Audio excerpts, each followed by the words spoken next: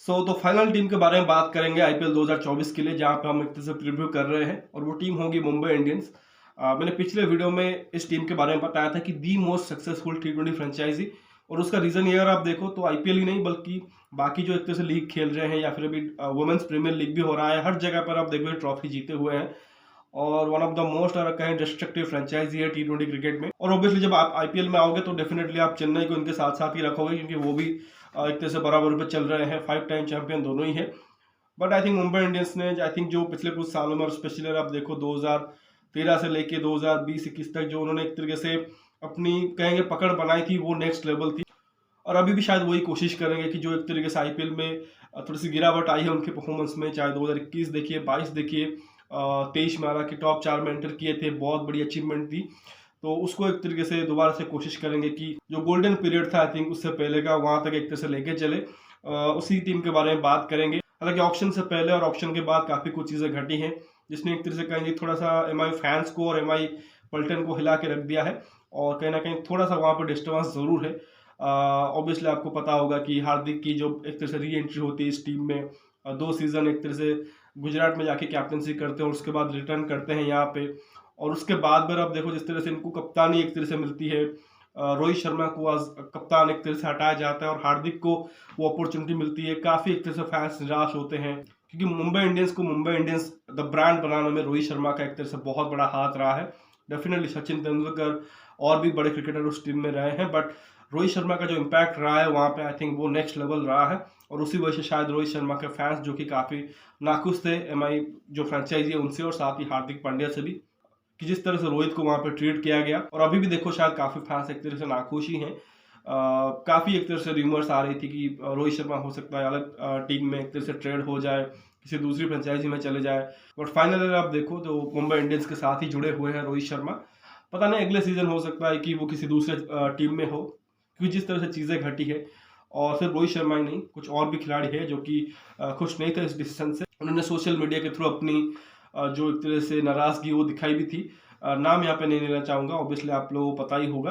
But क्योंकि next season में एक मेगा ऑक्शन आने वाला है, तो वो चीज़ आप एक्सपेक्ट कर सकते हो। बट क्योंकि इस सीजन ऑलरेडी आप देखो ऑलरेडी सीजन स्टार्ट होने को है, कल से एक तरह से मैचेस होने हैं, तो आप उम्मीद यही करोगे कि जो भी कुछ चीज़ें फ्रेंचाइजी में घटी है, प्लेयरों के बीच एक तरह से घटी है, उसको एक तरह से गेम में रिफ्लेक्ट ना होने दे। और एक मेगा ऑक्शन से पहले जितने भी एक तरह से खिलाड़ी हैं जो इस फ्रेंचाइजी में जुड़े हुए हैं, हार्दिक की कैप्टनसी के अंडर में आए और बहुत अच्छा परफॉर्मेंस करे। और मुंबई इंडियंस जो लास्ट टाइम 2020 में चैंपियन बनी थी, पिछले 3 सीजन से थोड़ा सा स्ट्रगल कर रहे हैं, स्पेशली 2021 और 2022 में हमने देखा, उसको एक तरह से खत्म करे और ट्रॉफी उठाए। और दी मोस्ट सक्सेसफुल फ्रेंचाइजी जो अक्रॉस जितने भी लीग्स बने हुए हैं उसमें वो बनी हुई है, उसको एक तरीके से वो प्रूव करे कि हम अभी भी हमारे पास उतनी दमखम है कि जिस तरह से हमने पास्ट में परफॉर्म किया है उसी तरीके से कर सकते हैं। और ऑब्वियसली अगर आईपीएल में जीतते हैं तो फिर 6 टाइटल भी आ जाएगी, तो चेन्नई को एक तरह से क्रॉस कर जाएंगे, तो वही चीज़ करने की कोशिश करेंगे। तो इस वीडियो में हम उसी के बारे में बात करेंगे। पास्ट में जो भी चीज़ें घटी हुई हैं, जो भी एक तरह से चीज़ें फ्रस्ट्रेटिंग लगी है, उसके बारे में बात नहीं करेंगे, बट प्लेयरों के बारे में बात करेंगे जिनको उन्होंने रिटेन किया था, रिलीज किया था बाद में, जिस तरह से प्लेयर ऑप्शन हुआ है। और आई थिंक इस टीम को आई थिंक इंजरी का भी एक तरह से झटका लगा है, काफ़ी कुछ चेंजेस भी उन्होंने किए हैं। तो अभी तो मुझे जो प्लेइंग 11 मैंने बनाया था इनिशियली, उससे में भी एक तरह से काफ़ी बदलाव करने पड़ेंगे, तो उसके बारे में बात करेंगे। और फाइनली कहाँ फिनिश कर सकते हैं उसके बारे में बात करेंगे। और ऑब्वियसली उसके बाद टोटल आईपीएल के बारे में एक तरह से मैच से पहले, मतलब पहले मैच के स्टार्ट होने से पहले बात कर लेंगे। तो खैर देखिए कहाँ से स्टार्ट करें। आई थिंक जैसा ही कहा, one of the finest franchisee रही है वर्ल्ड क्रिकेट में। अगर आप देखो जितने भी लीग्स हो रहे हैं और आईपीएल में, ऑब्वियसली स्टार्टिंग उस हिसाब से नहीं हुआ था जब काफ़ी सारे बड़े प्लेयर्स वहाँ पे थे, बट थोड़ा सा टाइम लगा था जो आईपीएल की एक तरह से सक्सेस उसे पाने में।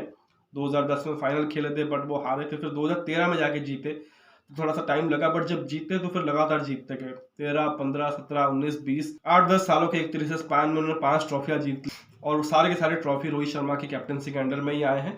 तो उसी वजह से आप देखो रोहित शर्मा को इतना बड़ा कप्तान माना जाता है, मुंबई इंडियंस को इतनी सक्सेसफुल फ्रेंचाइजी मानी जाती है। तो बहुत ज़्यादा चीज़ें जो कि इस टीम के बारे में पॉजिटिव भी निकल के आएगी। तो ऐसे बहुत ही कम एरिया होंगे जहाँ पे आप बोलोगे कि यहाँ पे वो वीक है, यहाँ पे वो बहुत ज़्यादा कुछ एक तरह से काम कर सकते हैं। तो one of the successful franchisee रही है। तो बस वही है कि अपनी जो रियल स्ट्रेंथ है उसको एक तरह से पहचाने और उसी का एक तरह से रिपीट करे। और 2022 में आपको जैसे पता है इन्होंने 10th पोजीशन में फिनिश किया था। और दोनों ही टीम आई थिंक चेन्नई और मुंबई के लिए कहें, जहाँ पे 2022 में इन्होंने बॉटम 2 फिनिश किया था 9th और 10th प्लेस टीम होके। 2023 में आए, दोनों टीमों ने एंटर किया प्लेऑफ में। चेन्नई चैंपियन भी बनी और मुंबई जो कि एक तरीके से सेकेंड क्वालिफायर में खेले थे, तो काफ़ी एक तरह से हमने बड़ा टर्न अराउंड देखा था। और इस सीजन अगर आप देखो वही कोशिश करेंगे जो पिछले साल किया था उसे थोड़ा सा बेहतर करें, स्पेशली मुंबई इंडियंस, क्योंकि चेन्नई तो पिछले साल चैंपियन बनी थी, तो वो तो वही एक तरह से कोशिश करेंगे कि इस बार भी चैंपियन बना जाए, अपने ट्रॉफी को डिफेंड किया जाए। बट मुंबई इंडियंस कोशिश करेगी कि पिछली बार जो चूक गए थे फाइनल से, इस बार फाइनल में जाए और ट्रॉफी उठा के आए। फिर वो चीज़ तो डेफिनेटली करेंगे जब एक तरह से आईपीएल स्टार्ट हो जाएगा। बट उससे पहले अब देखो टीम के बारे में बात करें, आई थिंक जब रिटेंशन हुआ था उसमें देखो जो उन्होंने खिलाड़ी रिटेन किए थे उसमें देखो रोहित शर्मा थे, और सबको लग रहा था जैसे वो रोहित शर्मा ही कैप्टनसी करेंगे। But the moment Hardik Pandya की ट्रेड हुई, वहां पे क्लियर लग गया था हार्दिक पांड्या ही कैप्टनसी करेंगे, क्योंकि वो गुजरात टाइटंस से छोड़ के आए हैं, तो वैसे ही छोड़ के नहीं आए होंगे। डेफिनेटली उसमें कुछ रीजन रहा होगा, और वो रीजन था कि वो कप्तान यहाँ पे करेंगे।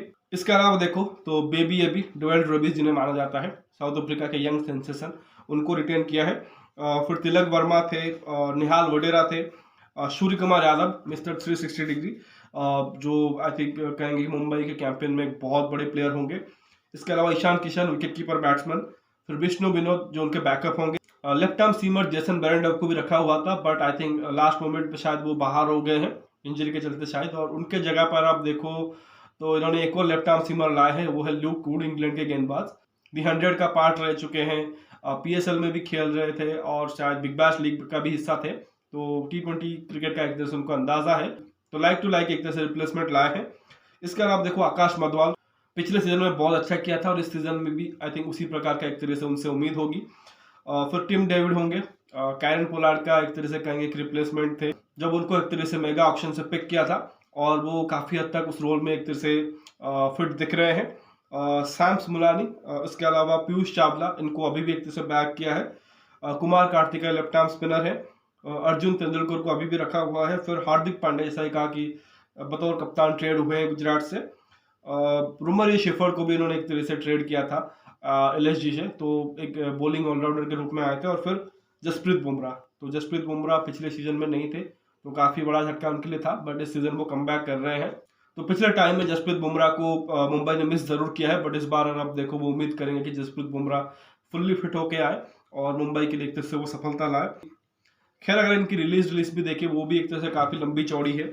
ट्रिस्टियन स्टब्स विकेट कीपर बैट्समैन, उनको जाने दिया था क्योंकि उस हिसाब से यूज नहीं कर पा रहे थे। फिर Arshad Khan left arm seamer, इनको जाने दिया है, शायद LSG ने उनको लिया है। फिर जोफ्रा आर्चर, इन पे इन्वेस्ट किया था मेगा ऑक्शन 2022 के टाइम, बट वो लगातार अवेलेबल नहीं हो पाए इंजरी के चलते, और फाइनली मुंबई ने कहा अब इनको छोड़ देते हैं, कोई फायदा नहीं है बड़े अमाउंट में इनको एक तरह से रिटर्न करके, जब एक तरह से वो अवेलेबल ही नहीं होने वाले हैं। ऋतिक शौकीन मुझे थोड़ा सा सरप्राइजिंग लगा था, क्योंकि एक यंगस्टर था, ऑलराउंडर थे, शायद ऑफ स्पिन भी डालते थे, थोड़ी सी बैटिंग भी कर देते थे, शायद लगा कि उनके साथ कंटिन्यू करेंगे, बट उनको जाने दिया। रमनदीप सिंह अनदर ऑलराउंडर, ये भी थोड़ा सा सरप्राइजिंग मेरे लिए था कि इनको छोड़ा था। फिर राघव गोयल हो गए, डुआन जेनसन, मार्को जेनसन के ब्रदर है शायद, तेज गेंदबाज है ओवरसीज, बट इनको भी एक तरह से जाने दिया। फिर जैसा ही कहा कि बड़ी एक तरह से उन्होंने मूव की थी, कैमरन ग्रीन को रिलीज किया था, एक तरह से ट्रेड किया था RCB में, ताकि पर्स एक तरीके से खाली हो और वो हार्दिक को एक तरह से ट्रेड कर ले। इसके अलावा और भी कई सारे एक तरह से गेंदबाज थे जिनको इन्होंने जाने दिया था, चाहे वो जाय रिचर्डसन हो, संदीप वॉरियर हो, क्रिस जॉर्डन हो, राइले मेरिडिथ हो, काफ़ी सारे ऑप्शन उन्होंने जाने दिए थे।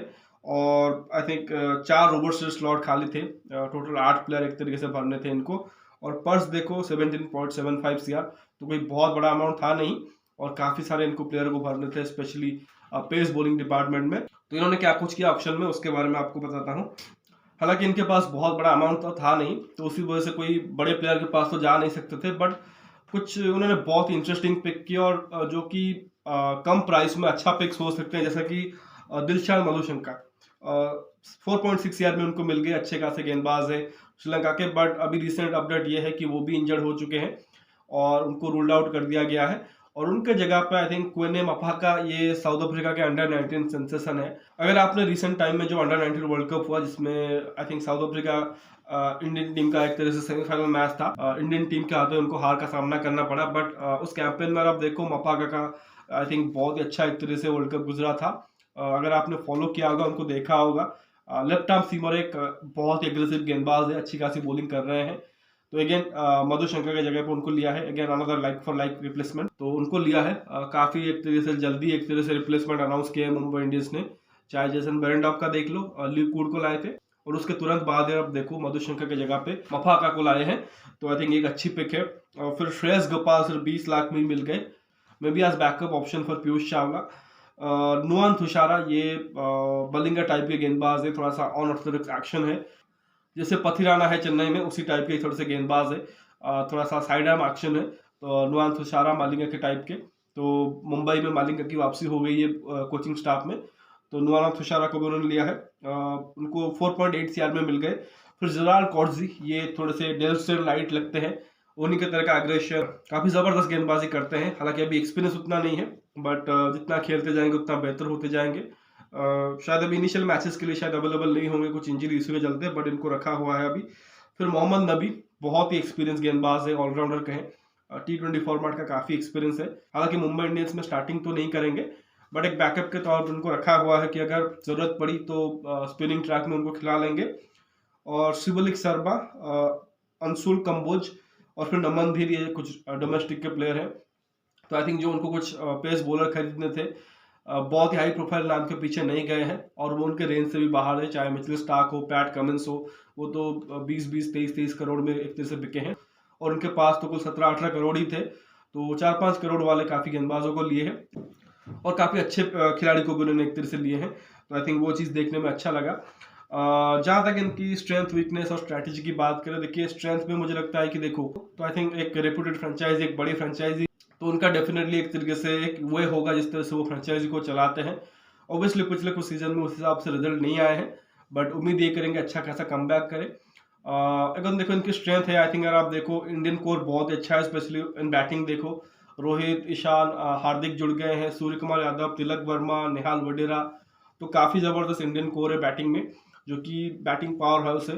तो उसमें देखो कि मुंबई के वो ग्राउंड पे खेलेंगे या जितने भी एक तरह से फ्लैट सर्फेसेस के ऊपर खेलेंगे, तो बहुत अच्छी बैटिंग करके जाएंगे। और पिछला सीजन में आप याद होगा, तो आई थिंक बॉलिंग हल्की थी इनकी, बट बैटिंग ने काफी जबरदस्त किया था, और उसी वजह से आप देखो इन्होंने आई थिंक टॉप 4 में एंट्री ली थी। Specially I think Surya Kumar Yadav की बैटिंग या कैमरन ग्रीन की बैटिंग देख लो, तो बहुत ही तगड़ी थी। और इस बार देखो तो बॉलिंग मुझे पिछली बार से ज्यादा बेहतर नजर आ रही है, क्योंकि ऐसे कुछ खिलाड़ी उन्होंने लिए हैं जिनके बारे में उतना आइडिया नहीं है, जैसे कि मफाका हो गए, अंडर 19 क्रिकेट से खेल के आ रहे हैं। फिर नुआन तुषारा, जिनको बहुत ज्यादा लोगों ने एक तरह से देखा नहीं होगा। फिर ल्यू कूड, इनको भी आई थिंक ज्यादातर इंडियन प्लेयरों ने एक तरह से देखा नहीं होगा, खेला नहीं होगा, तो थोड़ी सी अननोन कम्युनिटी ऐड करेंगे। तो मुझे लगता है कि वो कहीं ना कहीं एक तरीके से डिफिकल्टी पैदा कर सकती है सामने वाले टीम को। और क्योंकि हार्दिक पांड्या की रिटर्न हो रही है, कप्तान जो कि सक्सेसफुल रहे हैं बतौर कप्तान, आई थिंक जितने भी उनको अपॉर्चुनिटी इंडियन टीम में मिली है या फिर गुजरात टाइटंस के लिए, तो उन्होंने अच्छा ही किया है। तो आई थिंक वो मुझे लगता है कि एक एडेड एडवांटेज इनके लिए होगा। और साथ ही रोहित शर्मा का जिस तरह से फॉर्म रहा है रिसेंट आई थिंक टाइम में, और अभी वो कप्तान नहीं होंगे तो उनके ऊपर वो प्रेशर भी नहीं होगा, आई थिंक वो खुला खेल सकते हैं। तो मुझे लगता है काफ़ी अच्छी खास इनके पास स्ट्रेंथ है।